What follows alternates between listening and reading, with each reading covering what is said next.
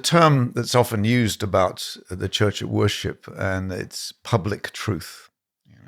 Now, if I write a song just about the way my experience, the way I see the world, the way I see this or that, that's fine. You can say, okay, well, that was Graham's experience. That's, and that's how he feels about it. But when it comes to putting songs in the mouths of believers, it needs to be public truth. And it's saying just what I was just saying. It needs to be the truth, the historic gospel that's come to us. And I think when you do that, it becomes something that Christians of every age and background can sing. If we concentrate on the core truths of the gospel, people from many different denominations can sing the same song. Mm-hmm. And we saw this in England when there was an early move of new songs being written, first in the 1970s and then into the 80s.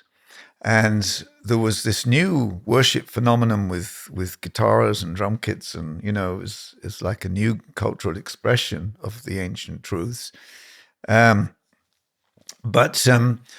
these songs began to travel.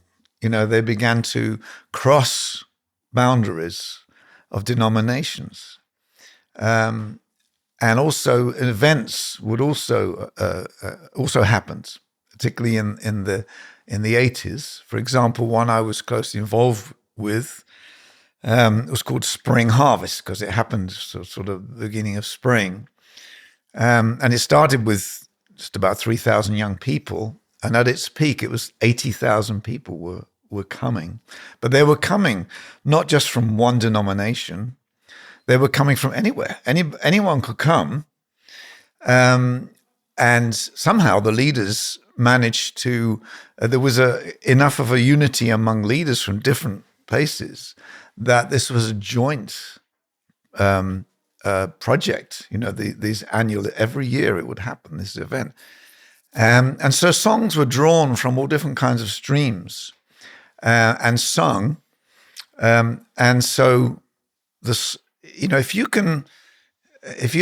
you're worshiping together in a great crowd, and all those around you are just loving God and expressing gratitude and thanksgiving and sensing the presence of God, you don't nudge the person next to you and say, "Oh, do you go to the same denomination as me? Because if you don't, I'm not sure I should be standing next to you."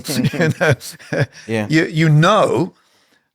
You see their faces, worshiping, and you know the same Jesus. So there is a unity that comes when we worship together. Mm-hmm. When we make the main thing the main thing. That's right. And we don't worry too much about the details. They're important, but if we start in worshiping together this great God, Father, Son, Holy Spirit, we can go a long way before those other things start to matter. Yeah.